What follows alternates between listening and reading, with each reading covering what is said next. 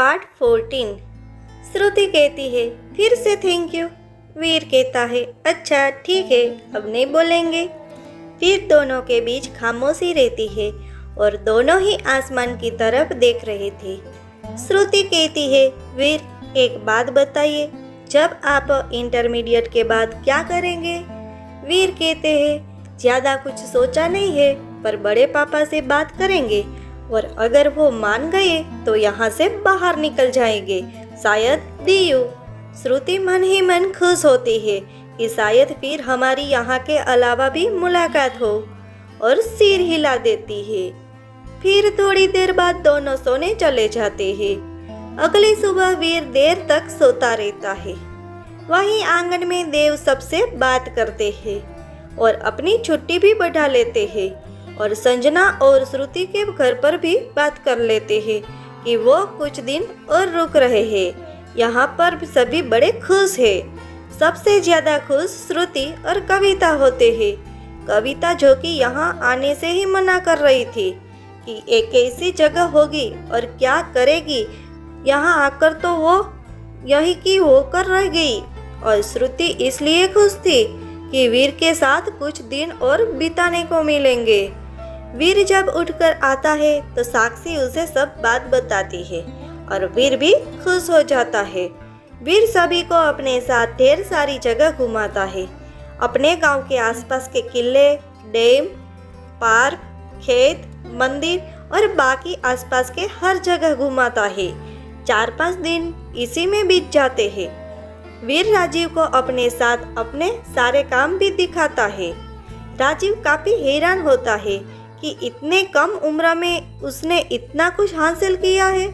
वीर सभी को साथ घुमा तो रहा था, पर उसके मन में कुछ खटक रहा था।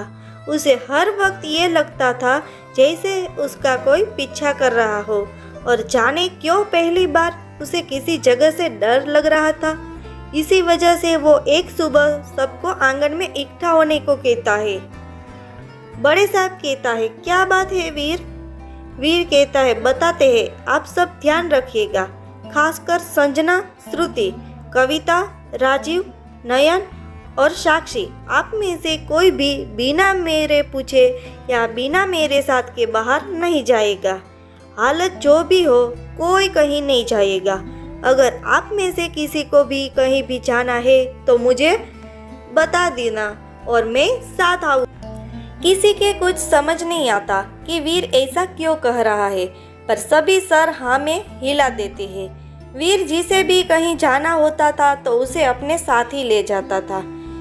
एक सुबह वीर किसी काम से सुबह जल्दी ही निकल जाते हैं घर से।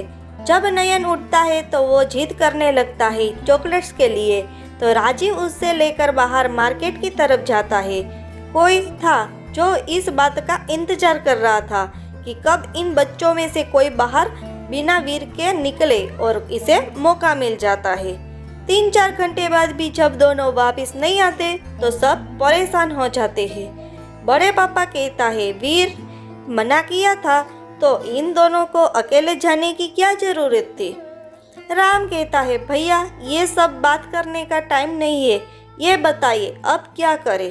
देव कहता है रोते हुए करना क्या है, पुलिस के पास चलते हैं। इधर सबका रो रो कर बुरा हाल था। फिर साक्षी डरते हुए वीर को फोन करती है और सब बात बताती है। वीर गुस्से में बाइक भगाते हुए घर पहुंचता है। वहां सभी दालन पर ही होते हैं। वीर गुस्से में कहता है दोनों बाहर क्यों और कहाँ गए थे? पहली बार देव वीर से कुछ कहता है। देव घूरते हुए कहते हैं दोनों बाजार गए थे, नयन जिद कर रहा था तो चॉकलेट्स लेने। वीर कहता है जब मना क्या किया तो फिर भी बात नहीं सुनी। देव कहता है तो अब तुम्हारे कहने से हर कोई घर में कैद नहीं रह सकता है। पता नहीं ऐसा क्या काम करता है कि तुम्हारी दुश्मनी लोग तुम्हारे परिवार से निकाल रहे हैं। वीर कुछ नहीं बोलता, बस चुप रहता है। रीमा कहती है मेरे बच्चों को कुछ नहीं होना चाहिए वीर, वरना देव रीमा को चुप करवाता है और कहता है कि अभी हम पुलिस के पास जा रहे हैं, वो हमारे बच्चे को ढूंढ लेंगे। वीर चुपचाप वहाँ चेयर पर बैठ जाते हैं और सोचने लगता है कि कौन है ऐसा जो ये काम कर सकता है। इतने में ही दालान पर रखा फोन बजता है, जिसे देव उठाता है और उधर से आवाज आती है कि फोन स्पीकर पर करे, और देव वैसा ही करता। फोन के दूसरी तरफ कहते हैं, वीर प्रताप सिंह, हम कहे थे ना तुम्हें, हम छोड़ेंगे नहीं, लो आ गया वो समय। देव कहता है, आप कौन है और क्या चाहते हैं? आपको जितने पैसे चाहिए हम दे देंगे, बस मेरे बच्चे को कुछ मत करिए। दूसरी तरफ से कहते हैं, ए सुने, पैसों की बात कहीं और करना, और अगली बार अगर तुम में से कोई बोला ना तो इन दोनों को यहीं ठोक दूंगा। वीर कहता है, बोल पृथ्वी से, तुझे क्या चाहिए? पृथ्वी कहता है, बस तेरी यह लाचारी वाली आवाज सुननी थी वीर। वीर कहता है, अब सुन लिया ना तो ये भी सुन, उन दोनों को एक खरोच भी आई ना तो तुझे जिंदा जमीन में गाड़ दूंगा। पृथ्वी कहता है, मैं तो डर गया, सुन थोड़ा आवाज नीचे कर, और तुझे पता मुझे क्या चाहिए। वीर कहता, ठीक है, कहाँ आना है? पृथ्वी कहता है, वहीं जहाँ लास्ट में मिले थे हम, और हाँ अकेले और बिना हथियार के आ, जल्दी आ, तेरे इंतजार में बैठे हैं हम। और फोन रख देता है। उसी वक्त देव वीर के सामने आता है और उसके गाल पर एक जोर सा चाटा मारते हैं। देव कहते हैं, देख तेरे पापों की वजह से आज हमारे बच्चे मुसीबत में है। वीर कुछ नहीं बोलता, बस चुप रहता है। इतने में ही किशन प्रताप सिंह कहते हैं, देव जब आपको कुछ पता नहीं है तो कृपया चुप रहिए। देव कहता है, क्या पता नहीं है भैया? देख लीजिए, अभी तो बोला है फोन पर कि सब इसकी वजह से हुआ है। वीर बड़े पापा को चुप रहने का इशारा करता है। वीर देव की तरफ देखकर कहता है, हम वापस आए या ना आए, आपके दोनों बच्चे के आपको सही सलामत मिल जाएंगे, बस तब तक कोई यहाँ से कहीं नहीं जाएगा। ये कहकर रोहित को फोन करता है और उसे जितनी जल्दी हो सके उतनी जल्दी घर आने को कहता है। फिर वो अपने कमरे के अंदर जाता है, जहाँ से 2 गन निकाल कर लाते हैं। इतने में ही रोहित भी आ जाता है।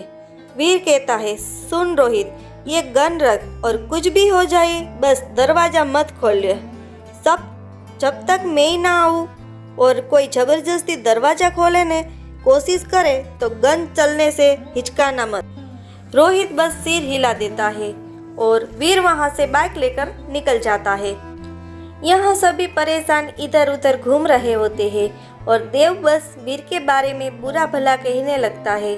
बड़े साहब बार बार उसे चुप होने को बोलते हैं पर देव चुप नहीं होता।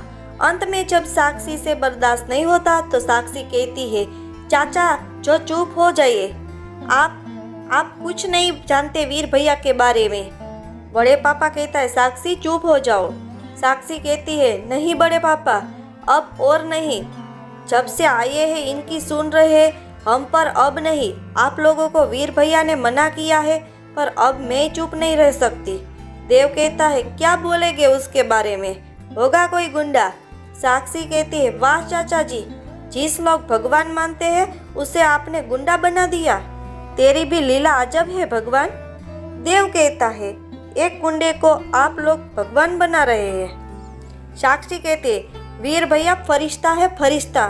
सुनिए, बात 2 साल पहले की है। हमारे गांव में अचानक ड्रग्स की सप्लाई बढ़ने लगी और यहाँ के लड़के उसकी गिरफ्त में आने लगे। फिर अचानक कुछ लड़कियाँ भी गायब हो गई। सब काफ़ी परेशान थे पर वीर भैया ने यहाँ की लोकल पुलिस की मदद से उस पूरे गिरोह को पकड़ा और उसका मुखिया रतन सिंह वीर भैया के हाथों की मारा गया। ये पृथ्वी सिंह उसी का भाई है जो काफ़ी वक्त से इनसे बदला लेने की फिराक में था। इसी वजह से वीर भैया ने सबको मना करा था कि कोई भी घर से बाहर अकेले नहीं जाएगा, क्योंकि पिछले कुछ वक्त से उनको अंदाजा था कि ऐसा कुछ होने वाला है। सब सुनकर काफ़ी हैरान थे और देव को दुख भी हो रहा था कि बिना सब कुछ जाने उन्होंने वीर पर सवाल उठाए। सभी बस प्रार्थना करने लगे कि सब ठीक हो जाए। श्रुति सबसे कोने में खड़ी चुपचाप सब सुन रही थी और बस भगवान से प्रार्थना कर रही थी। वहीं वीर उस सुनसान सी जगह पर पहुंचता है जो कि एक पुराना किला था, जहां लोग बिल्कुल ही नहीं जाते थे। वीर बाइक वहीं खड़ा करके अंदर की तरफ जाता है जहां नयन और राजीव को एक कुर्सी पर बांधे हुए थे और उनके सिर पर बंदूक ताने 2 लोग खड़े थे। वीर सबसे पहले वहां पर देखता है कि कितने लोग हैं। वीर के पीछे 10 लोग खड़े थे। 2 लोग गन लेकर राजीव और नयन के पास थे। 6 लोग पृथ्वी सिंह के अगल बगल खड़े थे और पृथ्वी सिंह खुद चेयर पर बैठा था। पृथ्वी कहता है, बड़ी देर कर दी दर्शन देने में वीर। वीर कहता है, पृथ्वी सिंह और कितना गिरेगा तू? तूने बहुत बड़ी गलती कर दी मेरे परिवार पर हाथ डालकर। पृथ्वी कहता है, 2 साल से इस पल का इंतजार कर रहा था, कब तेरे से अपने भाई की मौत का बदला लूं। वीर कहता है, देख अभी भी कुछ नहीं बिगड़ा, इनको जाने दे, तुझे माफ कर दूंगा। पृथ्वी जोर से हंसते हुए और उसके साथ उसके आदमी भी हंसने लगते हैं। मौत के मुंह में तू खड़ा है और माफ भी तू करेगा, दाद देनी पड़ेगी तेरी तो।